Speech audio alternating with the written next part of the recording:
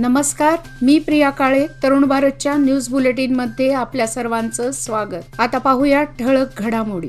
सीमा लढ्यासाठी अनेकांनी आपले रक्त सांडले असून हुतात्म्यांनी दिलेल्या बलिदानामुळेच आजही बेळगावमधील जनतेत मराठी अस्मिता आणि महाराष्ट्रात जाण्याची इच्छा कायम आहे.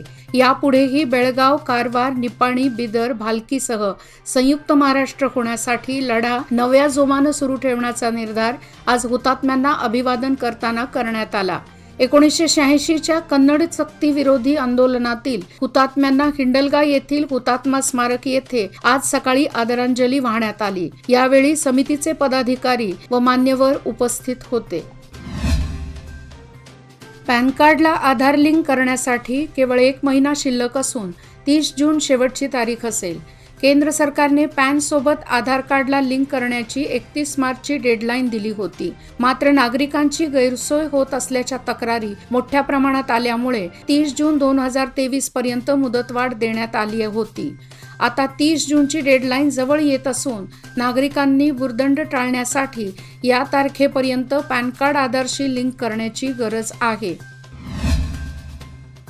हल्याळ रस्त्यावर गोल्याळी फाट्यानजीक बस आणि दुचाकीच्या झालेल्या अपघातात एकाच कुटुंबातील 4 जण गंभीर जखमी झाल्याची घटना आज दुपारी 2 वाजता घडली. जखमींना अधिक उपचारासाठी बेळगाव येथील जिल्हा रुग्णालयात दाखल करण्यात आले आहे. भीमाप्पा वन्नूर, पल्लवी वन्नूर, यल्लाप्पा वन्नूर आणि ऐश्वर्या वन्नूर अशी जखमींची नावे आहेत.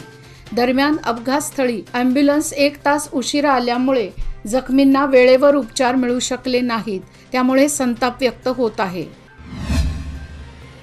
केपीसीसीचे अध्यक्ष व उपमुख्यमंत्री DK शिवकुमार यांनी आज माजी मुख्यमंत्री BS येडियुरप्पा यांची डॉलर्स कॉलनी येथील निवासस्थानी भेट घेतली. येडियुरप्पा यांनी शिवकुमार यांचे स्वागत केल्यानंतर दोन्ही नेत्यांमध्ये काही काळ चर्चा झाली.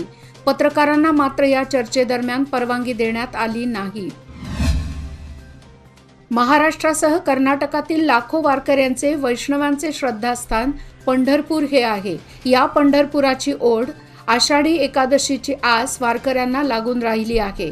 या आषाढी एकादशी निमित्त आळंदीहून निघणाऱ्या माऊलींच्या अश्वासोबत पायी दिंडीमध्ये लाखो भक्त सहभागी होत असतात. याच माऊलींच्या अश्वाचे अंकली येथील शितोळे सरकार यांच्या राजवाड्यातून बुधवारी सकाळी टाळ मृदुंगाच्या गजरात आळंदीकडे प्रस्थान झाले.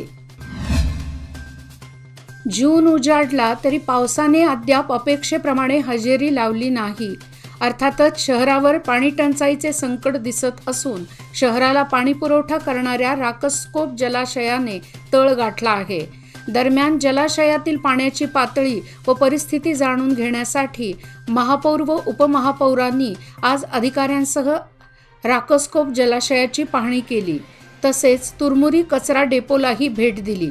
या प्रसंगी आरोग्य विभागाचे अधिकारी, कलादगी व अन्य अधिकारी उपस्थित होते.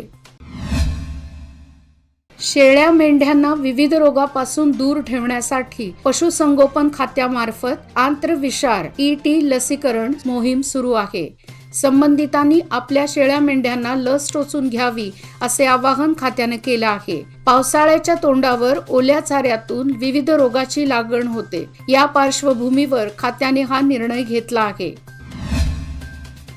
शैक्षणिक वर्षाला प्रारंभ झाल्याने जातीच्या उत्पन्नाच्या दाखल्याच्या मागणीत वाढ झाली आहे. त्यामुळे जनस्नेही केंद्रावर विद्यार्थी आणि पालकांची गर्दी वाढली आहे. 29 मे पासून शाळा कॉलेजला प्रारंभ झाला. दरम्यान प्रवेशासाठी जात व उत्पन्नाचा दाखला आवश्यक आहे. त्यामुळे हा दाखला मिळवण्यासाठी पालक व विद्यार्थ्यांची धडपड सुरू आहे.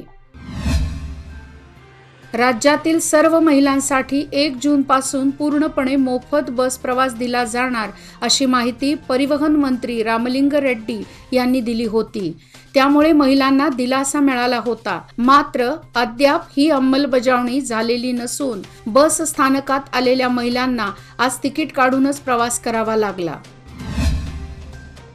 खरीप हंगामासाठी जिल्ह्यात 7,10,000 हेक्टर क्षेत्रात पेरणीचे उद्दिष्ट ठेवले आहे. शिवाय शेतकऱ्यांना वेळेत बी बियाणे, खते उपलब्ध व्हावी यासाठी 170 सेवा केंद्रातून बी बियाणांचे वितरण सुरू झाले आहे. यामध्ये 35 रयत संपर्क केंद्रे, 121 PKPS संघ व 14 तात्पुरत्या सेवा केंद्रातून हे वितरण सुरू आहे. शेतकऱ्यांनी आपल्या गरजेनुसार बी बियाणे खरेदी करावीत असे आवाहन कृषी खात्यातर्फे करण्यात आले आहे. प्रादेशिक आयुक्त MG हिरेमठ प्रदीर्घ सेवेनंतर बुधवारी निवृत्त झाले. याबद्दल जिल्हा पंचायतच्या सभागृहात जिल्हाधिकारी नितेश पाटील यांच्या हस्ते त्यांचा तसेच त्यांच्या पत्नी तनुजा हिरेमठ यांचा सत्कार करण्यात येऊन त्यांना निरोप देण्यात आला. एकीकडे राज्य व केंद्र सरकार शिक्षणासाठी कोट्यावधी रुपयांचा निधी खर्च करत असल्याचे सांगत आहे.